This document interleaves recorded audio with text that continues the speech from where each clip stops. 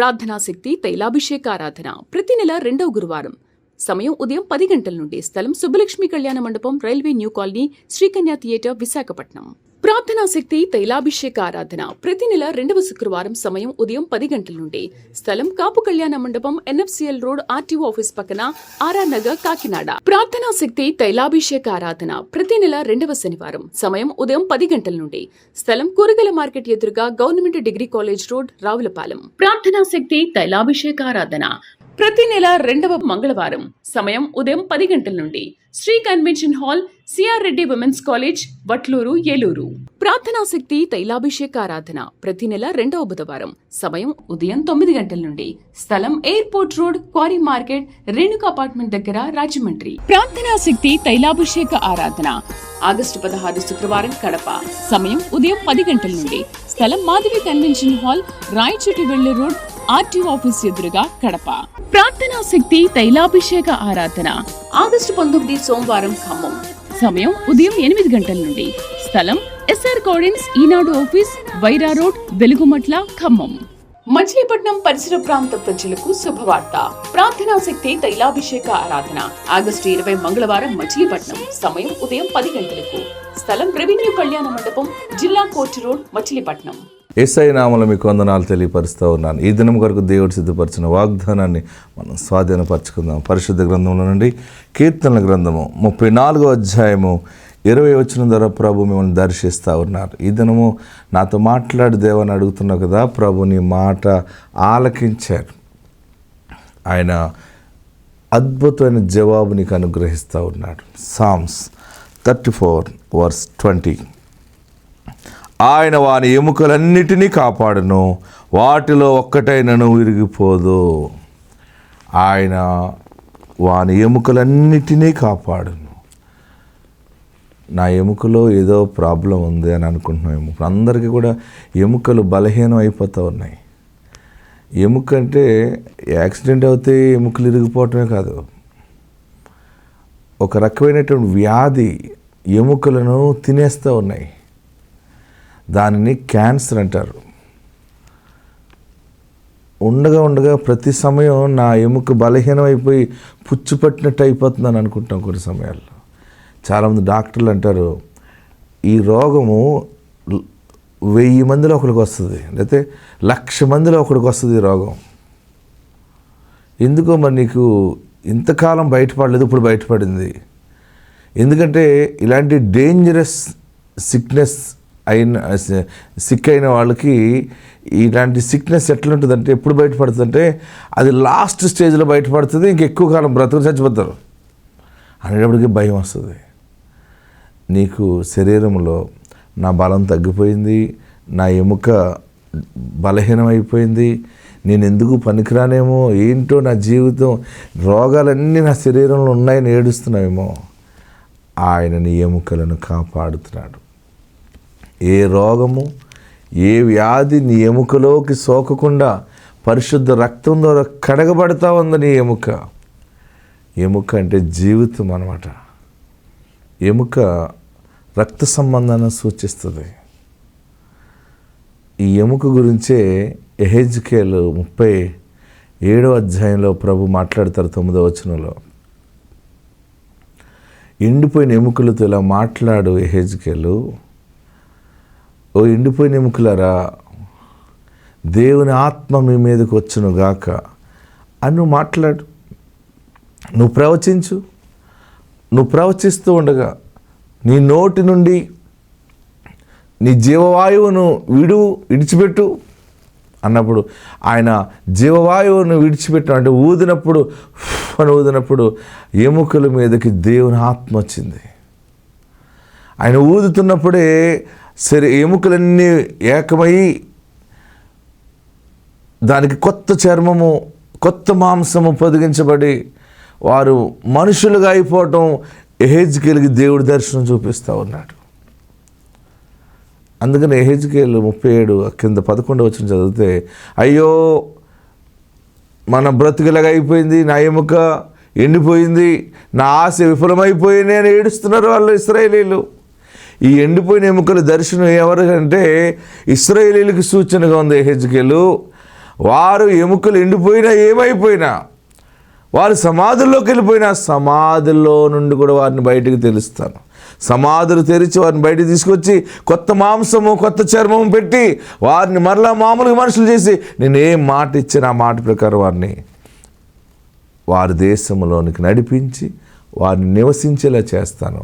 అప్పుడు నేను యెహోవానై ఉన్నాను వారు తెలుసుకుంటారు అన్నాడు. ఈరోజు ఎండిపోయిన నీ జీవితము, ఎండిపోయిన నీ వ్యాపారము, పాడైపోయిన నీ బ్రతుకు దేవుని ఆత్మచేత పునర్జీవము కలిగి మరలా ఆశీర్వాదంగా రాబోతోంది. దైవాత్మ నీకు తోడుగా ఉంది. పరిశుద్ధాత్మ నీతో మాట్లాడుతూ ఉన్నాడు. ఆయన నిన్ను వీడువాడు, ఆయన నిన్ను కాచి కాపాడి ఉన్నాడు. కృప నీ మీద విస్తరించునుగాక, కృప నీ మీద విస్తరించునుగాక, కృప నీ మీద విస్తరించునుగాక. God bless you.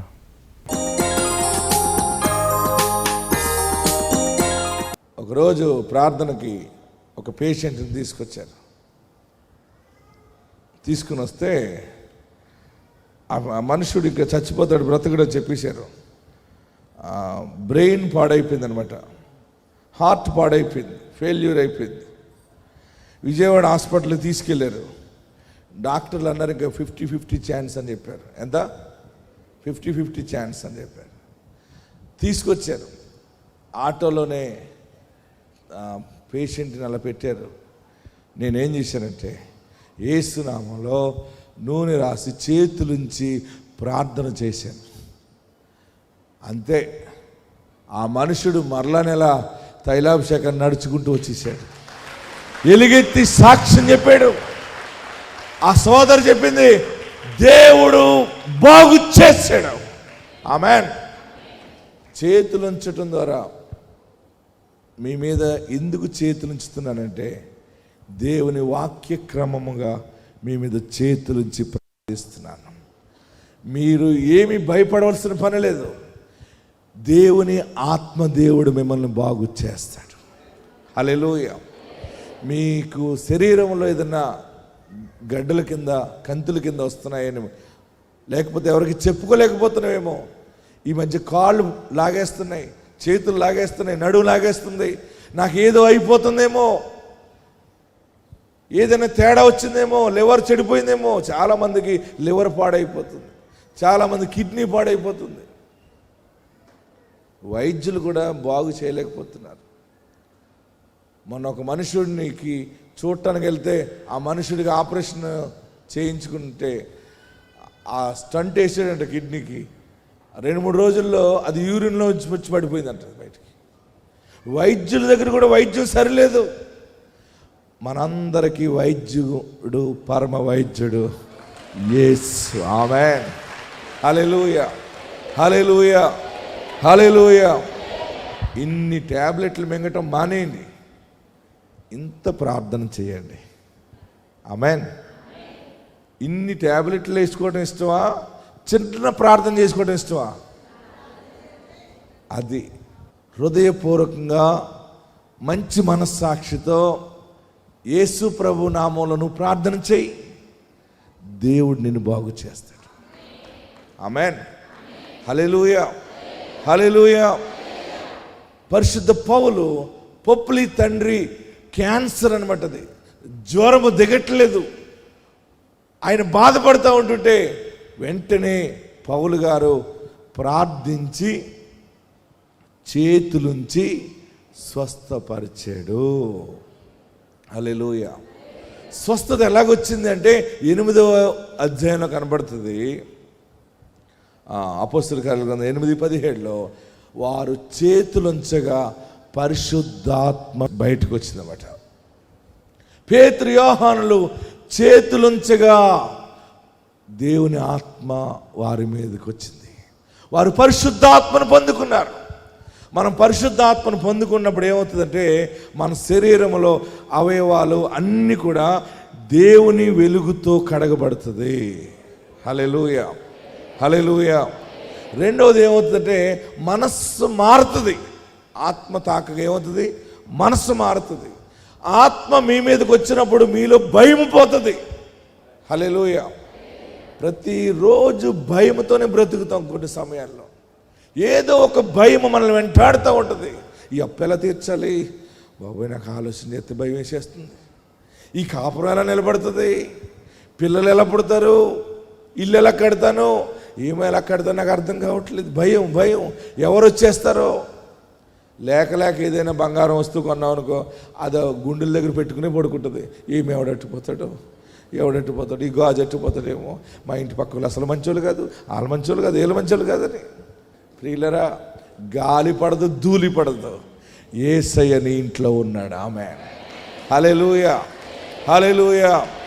దేని గురించి భయపడకు, పరిశుద్ధాత్ముడు నీ మీద నివసిస్తూ ఉన్నాడు. దేవుడు నాకు ఇచ్చిన వరముతో మీ మీద చేతులుంచి ఆశీర్వాదాన్ని ప్రకటించి వెళ్తూ ఉన్నాను. చూడండి ఈ సాక్ష్యం, చూడండి ఈ మనుషుడు ఎలా బాగుపడ్డాడో. ఇతనికి హార్ట్ పెయిన్ వచ్చిందండి. అయితే హార్ట్ ఫెయిల్యూర్ అని చెప్పారు. భీమవరం వర్మ హాస్పిటల్ నుంచి అంబులెన్స్లో విజయవాడ కామినేని హాస్పిటల్కి తీసుకెళ్ళాము. అక్కడ 50-50 ఛాన్సెస్ అన్నారు. జాయిన్ చేసాము. 6 నెలల వరకు కూడా రికవర్ అవ్వరు. చాలా కష్టమమ్మా, బ్రెయిన్ స్ట్రోక్ వచ్చేదానికన్నా ఎక్కువగానే వచ్చింది అని చెప్పారు. మరి బ్రదర్ దగ్గర గత నెలలో మొదటి శుక్రవారం తీసుకొచ్చి ప్రేయర్ చేయించాము. ఇక్కడ అతను నడవలేని పరిస్థితి అండి. కింద ఆటో దగ్గరే అతను ప్రేయర్ చేయించాము. తైలాభిషేకం చేసి ఇలా నడవలేకపోతున్నారు బ్రదర్ అని చెప్తే, ఏమీ కదమ్మా, మళ్ళీ నెలలో నువ్వు ముందు నీ వెనక నడిచి వస్తాడు అని చెప్పారు. అదేవిధంగా బ్రదర్ ప్రార్థన చేశారు శుక్రవారం. మళ్ళా శుక్రవారం నుంచి కూడా తనకు తనే లేచి తిరుగుతున్నారు. బ్రదర్తో ప్రేయర్ చేయించుకున్న తర్వాతే మా జీవితంలో ఇంత సంతోషం వచ్చిందండి. అంతకుముందు అసలు అతను రికవర్ అవుతారో అనేసి మాకు నమ్మకం లేదు. ఎందుకంటే హార్ట్ ఫెయిల్యూర్ అని చెప్పారు. ఏ టయానికైనా మనిషి ఇదవ్వచ్చమ్మా అని చెప్పారండి. కానీ బ్రదర్తో ప్రేయర్ చేయించుకున్న తర్వాత ఆ భయం కూడా మాలో లేదండి. అద్భుతమైన ఈ సాక్ష్యాన్ని బట్టి దేవునికి మహిమ కలుగును గాక. కేకలు వేసి ప్రభువుని స్తుతించాడు. ఒక మనుషుడు, డాక్టర్, అతను సికింద్రాబాద్లో హాస్పిటల్లో ఉన్నాడు. ఆయన సర్జన్ అనమాట. భార్య కూడా డాక్టరే. ఆయనకి జ్వరం వచ్చి హాస్పిటల్లో జాయిన్ అయ్యాడు. ఆ భార్య ఆర్టీసీలో డాక్టర్గా పనిచేస్తుంది. డాక్టర్ రీతిగాని భయపడిపోయింది. భర్తకి గురించి ప్రార్థన చేయమంటే నేనేం చేశానంటే, ఆదివారం ఆ రోజు పిలిస్తే నేను సాయంత్రం హాస్పిటల్కి వెళ్ళి డోర్ తీసి జాన్ అని ఇలా పిలిచి ఇలా డోర్ తీసి దగ్గరికి వెళ్ళేటప్పటికి దేవుని ఆత్మ బిడ్డను తాకింది. ఆ మనుషుడు బాగుపడి అంటే వెంటనే లేచి కూర్చున్నవాడు ఏంటంటే చాలాసేపు నాతో అంటున్నాడు, నాకు చాలా వీక్ అయిపోయాను, నేను 2 మనుషులు పట్టుకుంటేనే కానీ లేవలేని పరిస్థితిలో ఉన్నాను నేను. కానీ మీరు జాన్ అని పిలిచి నన్ను దగ్గరికి వచ్చేలా ప్రార్థన చేసాక నాకు స్వస్థత కలిగింది. హల్లెలూయా, హల్లెలూయా. ఏమవుతుందంటే దైవజనుడి ద్వారా ఆత్మ తాకుతుంది. ఆమేన్. చూడండి ఈయన చెప్పిన సాక్ష్యం ఒకసారి చూడండి. ఆ విషయంలో అంటే నాకు మొదటి నుంచి కూడా అంటే మేము డాక్టర్స్మే కాబట్టి నాకు ఐడియా ఉంది ఇప్పుడు డెంగ్యూ ఫీవర్ అంటే ఎలా వస్తుంది, ఇప్పుడు నాకు వచ్చిందా లేదా అన్న విషయంలో. అండ్ ఆల్మోస్ట్ నాకు ఆ సిమ్టమ్స్ వచ్చినప్పుడే తెలిసిపోతుంది నాకు డెంగ్యూ వచ్చేస్తుంది, ఇంకా కన్ఫర్మేషన్ వస్తుంది అని. బట్ స్టిల్ నేను దేవుని మీద డిపెండ్ అయిపోయి ఉన్నాను, ప్రేయర్ చేసుకుంటుండే. కాకపోతే ఎంత బలహీనంగా అయిపోయాను నేను అంటే ఒక 3 days నేను కంప్లీట్గా బెడ్ మీదకి లేవలేని పరిస్థితిలోకి వెళ్ళిపోయాను. బై ఛాన్స్ నేను బెడ్ మీదకి లేవాలంటే పక్కన ఒక 2 పట్టుకోవాలన్న పరిస్థితిలో ఉండే నేను అన్నమాట. అటువంటిది పాస్టర్ గారు ఎప్పుడైతే ఆ రూమ్ డోర్ ఓపెన్ చేసి లోపల అడుగు పెట్టారో, the moment when he stepped in, నేను లిటరల్గా బెడ్ నుంచి లేచి కూర్చున్నాను. నేను అప్పటి వరకు నాకు తెలుసు కదా ఎంత వీక్నెస్ ఉంది ఏందని చెప్పేసి, ఎందుకంటే నేను కూడా ఒక డాక్టర్నే కాబట్టి ఐ కుడ్ ఫీల్ దట్. అంటే ఒక అంకుల్ ఈ రూమ్లోకి వచ్చిన వెంటనే ఆత్మదేవుడు నన్ను ముట్టాడు అన్న వెంటనే గట్టిగా చేతులు పైకెత్తి ఎవరికైనా, వైద్యులకైనా, చిన్నవారికైనా, ఎవరికైనా పరిశుద్ధాత్ముడు అవసరం. ఆమేన్. హల్లెలూయా, హల్లెలూయా. ఈరోజు నేను మీ అందరి మీద చేతులు ఉంచినప్పుడు ఆత్మ మీ మీదకి వస్తుంది. మీరు ఎవరికి చెప్పలేని రోగాలు కూడా బాగుపడిపోతాయి. మీరు ఎక్కడ పరిగెత్తాలంటే యేసునామంలో మోకరించడానికి పరిగెత్తండి, యేసునామంలో ప్రార్థించడానికి పరిగెట్టండి, వాక్యము నమ్మండి. ఆమేన్. అపోస్తలుడైన పౌలు పొప్లి తండ్రికి ఉన్న రోగము, జ్వరము, ఆ జ్వరముతో బాధపడుతూ ఉంటే, ఏ జ్వరము? మామూలు జ్వరం కాదు అది. గట్టిగా చెప్పండి, ఎవరు బాగు చేస్తున్నారు? నమ్ముట నీ వలనైతే నమ్మువానికి సమస్తము. మనుషులు బాగు చేయలేరు, పరిశుద్ధాత్ముడే బాగు చేస్తాడు. ఆమేన్. మీరు మీ అందరి బాధలు పరిశుద్ధాత్ముడు బాగు చేస్తాడు. బాగు చేయటానికి నా పని ఏంటంటే మీ మీద చేతులుంచి ప్రార్థించుట, యేసు నామంలో ప్రార్థించుట. పౌలు గారు పొప్లి తండ్రికి ప్రార్థన చేసిన వెంటనే రక్తం ఆగిపోయింది. మీరు భయపడకండి, ఏ రోగమున్నా, ఏ వ్యాధి మీకున్నా మీరు భయపడకండి. మనందరికీ యేసు నామం ఉన్నది. హల్లెలూయా, హల్లెలూయా. చివరికి ఒక్క మాట చూద్దాం. ఇలా చేతులుంచటం అనే కాన్సెప్ట్ ఎవరు వెలుగులోకి తీసుకొచ్చారు అసలు అంటే యేసు ప్రభు వారే. ఆమేన్. లూకాసు వార్త 4వ అధ్యాయము 40వ వచనం చూడండి ఒకసారి. లూకాసు వార్త, ఇది ఎవరో చెప్పింది కాదు, ఇది బాగా గమనించండి. లూకాసు వార్త 4వ అధ్యాయము 40వ వచనం చదవండి. సూర్యుడు అస్తమించుచుండగా నానావిధ రోగముల చేత పీడింపబడుచున్న వారు. చూడండి, అనేక రోగాలు. రోగం అంటే ఒక రోగం కాదు, గజ్జి, తామర. ఇప్పుడు అందరికీ శరీరం కుళ్ళిపోతుంది, ఒక కురుపుల కింద వస్తున్నాయి. అసలు చెప్పుకోలేని రోగాలు అనమాట. పాదాలు కుళ్ళిపోతున్నాయి. దానికి ఏదో మంచి అఫీషియల్ పేర్లు పెడుతున్నారు ఈ రోగాలకి. చెవులు పాడైపోతున్నాయి, వెనకాల జాయింట్లలో ఎముకలు పౌడర్ కింద రాలిపోతున్నాయి, లోపల మోచెప్పులు అన్నీ. రోగం, రక్తము నీరుగా మారిపోవటం, లివరు, కిడ్నీ, లంగ్స్ అన్నీ కూడా పాడైపోవటం. ఏ హాస్పిటల్ చూసినా ఖాళీ ఉండట్లేదు. అయితే యేసు ప్రభు వారు శరీరధారిగా ఉన్నప్పుడు నానావిధ రోగములు కలిగిన వారు వచ్చారట. నానావిధ రోగముల చేత పీడించబడుతున్న వారు ఎవరెవరు రద్దు నుండిరో, ఎవరెవరి దగ్గర ఉండారో అంటే వారందరూ అక్కడక్కడ ట్రీట్మెంట్లు తీసుకుంటున్నారనమాట. వాళ్ళందరూనే పూర్వం వైద్యం వేరుగా ఉండేది. పసర కట్టడం, మూట కట్టడం, రకరకాలుగా సున్నం, ముగ్గు కలిపి రాయటం, ఏవో రోగాలు వైద్యాలు చేస్తూ ఉండేవారు. ఎవరెవరి దగ్గర ఉండిరో వారందరూ ఆ రోగులను ఆయన యొద్దకు తీసుకొచ్చారు. ఎవరి దగ్గరికి? అందరు చెప్పండి, యేసయ్య దగ్గరికి తీసుకొచ్చారు. అప్పుడు ఆయన వారిలో ప్రతివాని మీద, చూడండి, వారిలో ప్రతి వాని మీద చేతులుంచి, యేసు ప్రభు వారు ఒక్కరి మీద కాదు, దూరం నుండి తగ్గిపోవాలని అనలేదు. ఆయన ప్రతి ఒక్కరి మీద చేతులుంచి వారిని స్వస్థపరిచెను. ఆమేన్. గట్టిగా హల్లెలూయా చెప్పండి. యేసు ప్రభు వారు, నేను చేసినట్టు మీరు చేయండి, నాకంటే గొప్ప కార్యాలు మీరు చూస్తారు. ఆమేన్. హల్లెలూయా. యేసు ప్రభుని పోలి నడిచిన పరిశుద్ధ పౌలు, పేతురు, యోహానులు చేతులుంచి ప్రార్థన చేయటం ద్వారా గొప్ప గొప్ప స్వస్థతలు, ఆశ్చర్య కార్యాలు ప్రజల ఎడల దేవుని ఆత్మ ద్వారా జరిగించారు. నమ్మిన వారు గట్టి చప్పటి ప్రభుని స్తుతించారు. ఈ పెద్ద పెద్ద పాస్టర్లు ఎవరో చేతులు ఉంచట్లేదు. ఇప్పుడు అందరూ అఫీషియల్ అయిపోయింది. ఏ దైవజనుడైనా చేతులుంచి ప్రార్థన చేయటమే సేవ అంటారు. దీన్ని ఏమంటారు? దీన్ని సేవ. సేవకుడు సేవ చేస్తాడు. వాక్యం చెప్పేసి వెళ్ళిపోయింది అనుకోండి, అది వేరు. ఊరూరు తిరిగి అందరి మీద చేతులుంచి ప్రార్థన చేయటం ఏంటి? యేసు ప్రభు సేవ ఇది. ఆమేన్. హల్లెలూయా. హల్లెలూయా. గట్టిగా హల్లెలూయా చెప్పండి.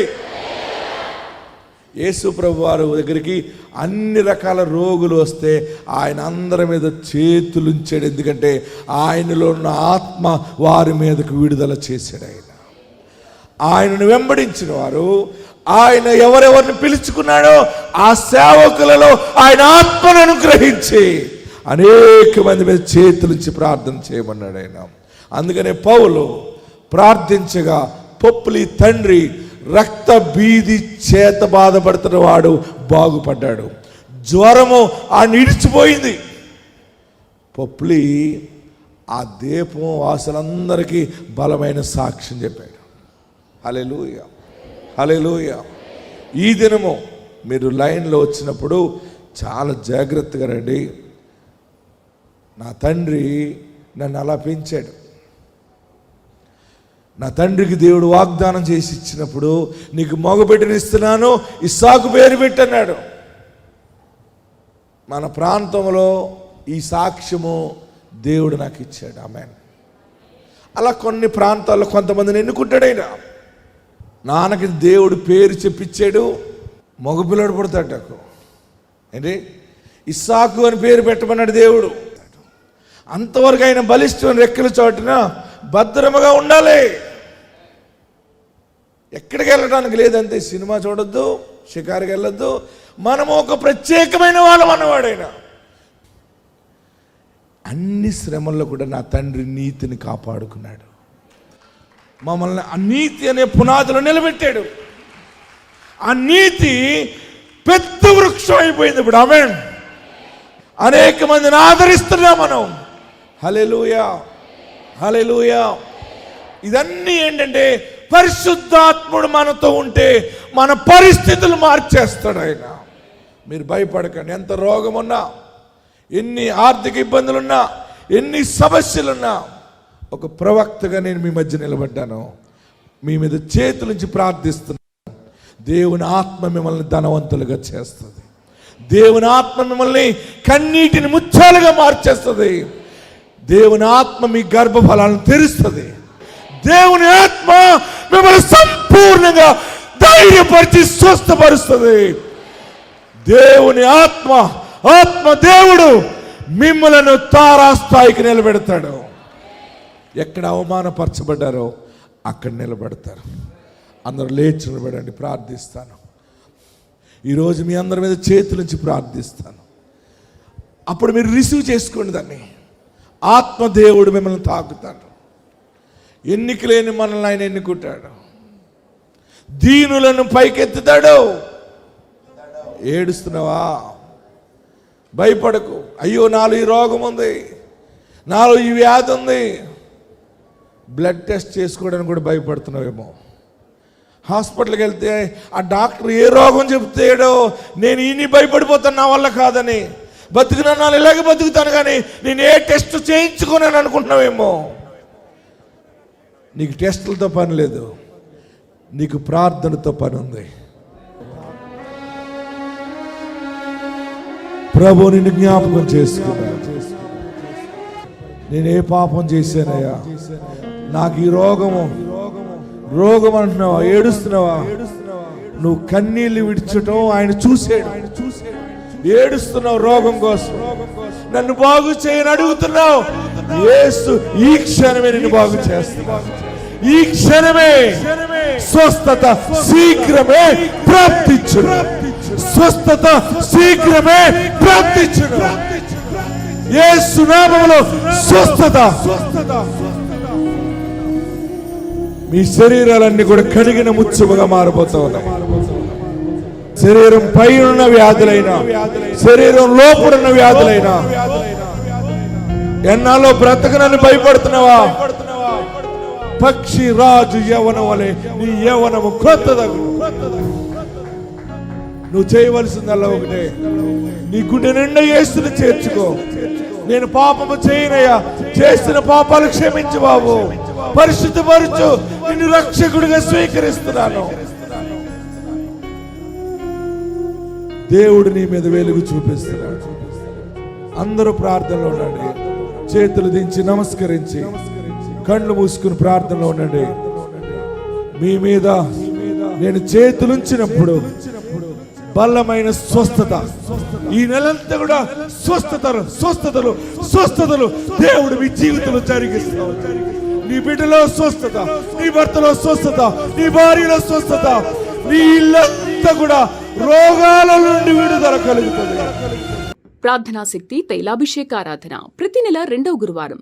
సమయం ఉదయం 10 గంటల నుండి. స్థలం సుబ్బలక్ష్మి కళ్యాణ మండపం, railway new colony, Srikanya theatre, Visakhapatnam. ప్రార్థనా శక్తి తైలాభిషేక ఆరాధన ప్రతి నెల 2వ శుక్రవారం. సమయం ఉదయం 10 గంటల నుండి. స్థలం కాపు కళ్యాణ మండపం, NFCL రోడ్, RTO ఆఫీస్ పక్కన, RR నగర్, కాకినాడ. ప్రార్థనా శక్తి తైలాభిషేక ఆరాధన ప్రతి నెల 2వ శనివారం. సమయం ఉదయం 10 గంటల నుండి. స్థలం కూరగాయల మార్కెట్ ఎదురుగా, government degree college road, Ravulapalem. ప్రార్థనా శక్తి తైలాభిషేక ఆరాధన ప్రతి నెల 2వ మంగళవారం. సమయం ఉదయం 10 గంటల నుండి. Sri convention hall, CR Reddy women's college, Vatluru, Eluru. ప్రార్థనా శక్తి తైలాభిషేక ఆరాధన ప్రతి నెల 2వ బుధవారం. సమయం ఉదయం 9 గంటల నుండి. స్థలం airport road, quarry market, Renuka apartment దగ్గర, రాజమండ్రి.